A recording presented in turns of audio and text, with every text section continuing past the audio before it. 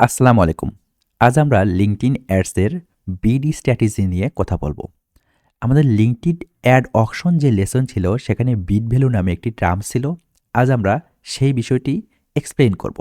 তো চলেন আমরা একটু আমাদের লিঙ্কডইন অ্যাডের বিড অপশনে চলে যাই। তো এখান থেকে আমরা অ্যাডভার্টাইজারে ক্লিক করে দিব।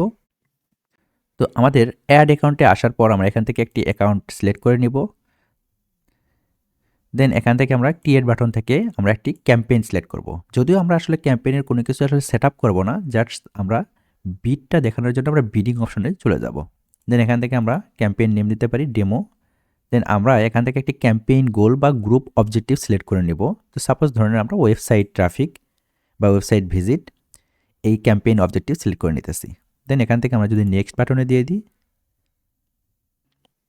তো আমরা এগুলো পরবর্তীতে আস্তে আস্তে সব দেখব। অডিয়েন্স টার্গেটিং, অডিয়েন্স অ্যাট্রিবিউট, তারপরে অ্যাড ফরম্যাট, এগুলো নিয়ে আমরা এখন আলোচনা করতেছি না। আমরা সরাসরি চলে যাব বিডিং অপশনে।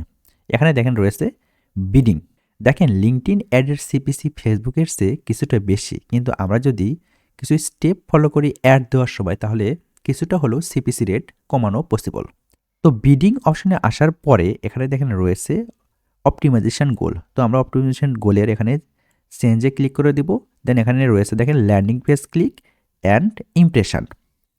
ল্যান্ডিং পেজ ক্লিকের পাশে রিকমেন্ডেড লেখা রয়েছে, কারণ আমরা যখন আমাদের ক্যাম্পেইন অবজেক্টিভস বা ক্যাম্পেইন গোল ওয়েবসাইট ট্রাফিক বা ওয়েবসাইট ভিজিট সিলেক্ট করে এসেছি, এর অর্থ হলো আমাদের অ্যাডে কেউ যখন ক্লিক করবে তখন সে আমাদের ল্যান্ডিং পেজে চলে যাবে। এ কারণে এখানে আসলে ল্যান্ডিং পেজ ক্লিকের রিকমেন্ডেড দেখাচ্ছে এবং লিঙ্কডইন থেকে এটা রিকমেন্ড করতেছে যে তুমি ল্যান্ডিং পেজ ভিজিট বা ওয়েবসাইট ভিজিট ক্যাম্পেইন অবজেক্টিভ দিয়েছো, সো তুমি এখন ল্যান্ডিং পেজ ক্লিক এই বিডি স্ট্র্যাটেজি ধরে তোমার ক্যাম্পেইনটি সাজাও। এরপর রয়েছে ইমপ্রেশন। ইমপ্রেশন নিয়েও আমরা কথা বলবো। তো প্রথমে আমরা ল্যান্ডিং পেজ ক্লিকে ক্লিক করে দিলাম। তো ল্যান্ডিং পেজ ক্লিকে ক্লিক করার পরে এখানে দেখেন আমরা কিছু অপশন পাচ্ছি। এখানে 3টি অপশন পাচ্ছি, এগুলো নিয়ে আমরা আস্তে আস্তে আলোচনা করব। তো প্রথমে আমরা চলে যাব ফরকাস্ট রেজাল্ট। ফরকাস্ট রেজাল্ট হলো আমি যে অ্যাডটি সেট আপ করতেছি এটার অ্যাকচুয়ালি কেমন রেজাল্ট আসবে তাদের একটা এস্টিমেট ধারণা দিয়েছে। তো ফরকাস্ট রেজাল্টের মধ্যে আমরা কি দেখতে পারবো? আমাদের টার্গেট অডিয়েন্সের সাইজ দেখতে পারবো। এরপর আমরা আমাদের প্রতিদিনের ফরকাস্ট দেখতে পারবো, 7 দিনের ফরকাস্ট দেখতে পারবো এবং 30 দিনের ফরকাস্ট দেখতে পারবো। এবং এগুলোর মধ্যে থাকবে আমাদের পার ডে কেমন স্পেন্ড হবে ডলার, পার ডে ইমপ্রেশন কেমন আসবে, সিটিআর কেমন হবে এবং আমাদের প্রতিদিন কেমন ক্লিক আসবে এবং আমাদের পার ক্লিকে কেমন কস্ট হতে পারে। যেহেতু আমি আমার ক্যাম্পেইনে আসলে কোনো কিছুই সেট আপ করিনি, অর্থাৎ আমার রিলেভেন্সি স্কোর বর্তমানে একদম 0। আপনারা জানেন যে কোনো অ্যাডের রেজাল্ট অ্যাকচুয়ালি রিলেভেন্সি স্কোরের উপর অনেকটাই ডিপেন্ড করে। তো আমি যেহেতু কোনো কিছুই সেট আপ করিনি, এই কারণে এই রেজাল্টগুলো এমন দেখাচ্ছে। আমার যখন সবগুলো বিষয় সেট আপ হয়ে যাবে তখন এগুলো আসলে সব চেঞ্জ হয়ে যাবে। তো এগুলো নিয়ে আমরা দেখব, যখন আমরা সেট আপ করবো তখন এগুলো আস্তে আস্তে চেঞ্জ হয়ে যাবে। তো যেহেতু আমাদের আজকের আলোচনার বিষয় বিড এবং বিডিং নিয়ে, সো আমরা এখান থেকে চলে আসলাম বিডিং স্ট্র্যাটেজিতে। বিডিং স্ট্র্যাটেজির শুরুতে দেখেন ম্যাক্সিমাম ডেলিভারি, এটা কিন্তু লিঙ্কডইন থেকে রিকমেন্ড করতেছে। এটার অর্থ হলো আমরা যে বাজেটটা দিব ডেইলি বা আমাদের লাইফ টাইম যে বাজেটে দিব, সে কী করবে, সে ফুল বাজেটে আসলে কস্ট করবে এবং আমাদেরকে ম্যাক্সিমাম একটা বা মস্ট একটা রেজাল্ট নিয়ে এসে দেওয়ার ট্রাই করবে। তো এখানে আমরা যদি ম্যানুয়াল বিডিংয়ে দিয়ে দিই, আমরা যখন ম্যানুয়াল বিডিংয়ে দিয়ে দিলাম enable bid is adjustment for high value click, এটা নিয়ে একটু পরে কথা বলতেছি।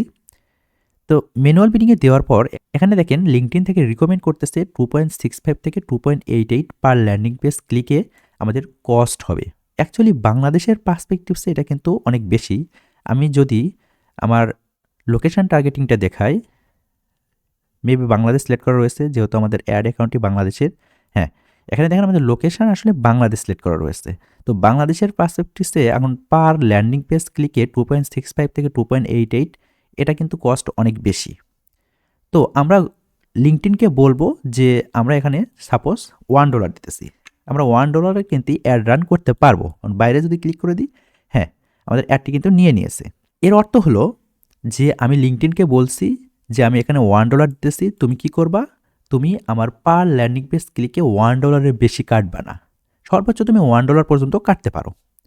তো এক্ষেত্রে আমাদের কি $1 কাটবে না, আমাদের $1 কাটবে না। এই $1 সাথে আমাদের 0.25 সেন্ট যোগও হতে পারে, বিয়োগ হতে পারে, কারণ উপরে দেখেন লেখা রয়েছে enable bid adjustment for high value click. এর অর্থ হচ্ছে আমি এখানে $1 দিচ্ছি এবং এখানে যদি আমি এটা চেক করে দিই, তার মানে আমি লিঙ্কডইনকে বলছি আমি এখানে $1 দিতেছি, তার মানে এই না যে তুমি $1ই কাটবা। তুমি কি করবা, যদি আমার রেজাল্টটা নিয়ে আসতে 1.25 লাগে তুমি $1.25ই কাটবা, অথবা যদি আমার রেজাল্টটা নিয়ে আসতে 0.75 সেন্ট লাগে তুমি $0.75ই কাটবা। এর অর্থ হলো আমি এখানে যে $1 দিলাম এটার সাথে তুমি কি করবা, প্লাস মাইনাস $0.25 অ্যাডও করতে পারো, বিয়োগও করতে পারো। এবং আমি যদি এখান থেকে এটা আনচেক করে দিই, এর অর্থ হচ্ছে আমি এখানে যদি $1 দিলাম, তার মানে তুমি লিঙ্কডইন কি করবা, তুমি পার ক্লিকে আমার $1ই কাটবা, তুমি $1 বেশি কাটবা না। দেখেন আমাদেরকে আসলে লিঙ্কডইন যেটা রিকমেন্ড করেছিল বা অটোমেটেড বিড স্ট্র্যাটেজি দিয়েছিল, সেখানে কিন্তু আমাদের পার ক্লিকে 2.65 থেকে 2.88 এর ভিতরেই কাটতো। কিন্তু আমরা কি করলাম, আমরা ম্যানুয়ালি $1 দিয়ে আমাদের কস্ট কিছুটা কিন্তু কমিয়ে ফেললাম। এটা তো গেল আমাদের আসলে মানে ল্যান্ডিং পেজ ক্লিকের ক্ষেত্রে। ঠিক ইমপ্রেশনের ক্ষেত্রে একই রকম, যে ইমপ্রেশনের ক্ষেত্রে দেখেন পার 1000 ইমপ্রেশনে তুমি কত কাটবা, $12 থেকে লিঙ্কডইন রিকমেন্ড করতেছে 13.80 এরকম ডলার সে কাটতে পারে। কিন্তু আমি লিঙ্কডইনকে বলে দিলাম যে পার 1000 ইমপ্রেশনে তুমি সাপোজ $1 কাটবা, এর বেশি কাটবা না, বা তুমি এখানে $5 দিতে পারেন যে পার 1000 ইমপ্রেশনে $5 কাটবা, এর বেশি কাটবা না।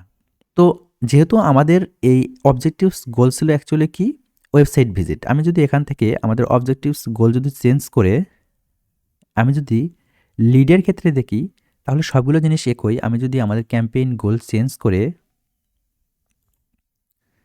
লিড জেনারেশন দিই, তো আমি এখান থেকে নতুন একটা ক্যাম্পেইন নিলাম, দেন এখান থেকে আমি যদি ক্যাম্পেইন গোল সাপোজ দিয়ে দিলাম যে লিড জেনারেশন, এরপর আমি যদি নেক্সট দিই, তো আমি চলে যাবো একদম বিডিং অপশনে। তো বিডিং অপশনে আসার পরে দেখেন এখানে লিড নামে অপশন পাচ্ছি, লিড হচ্ছে রিকমেন্ডেড, কারণ আমরা আমাদের ক্যাম্পেইন অবজেক্টিভসে লিড দিয়ে এসেছিলাম, এ কারণে এখানে লিড রিকমেন্ডেড। দেন ক্লিক রয়েছে, ইমপ্রেশন রয়েছে, তো আমরা লিডে রাখলাম। দেন এখান থেকে শো অ্যাডিশনাল অপশনে আমরা যদি ম্যানুয়াল বিডিং দেখি, দেখেন এখানে ইনহ্যান্স সিপিসি নামে একটা অপশন পাচ্ছেন। ইনহ্যান্স সিপিসি অর্থ হলো আমরা যখন ইনহ্যান্স সিপিসিতে $5 দেব, এর সাথে গুগল বা লিঙ্কডইন কী করতে পারে, $0.25 প্লাসও করতে পারে, মাইনাসও করতে পারে। তো এটাই আসলে এখানে বোঝানো হয়েছে যে ইনহ্যান্স সিপিসি, বাদ বাকি আসলে যে অপশনগুলো ছিল সবগুলো সেম।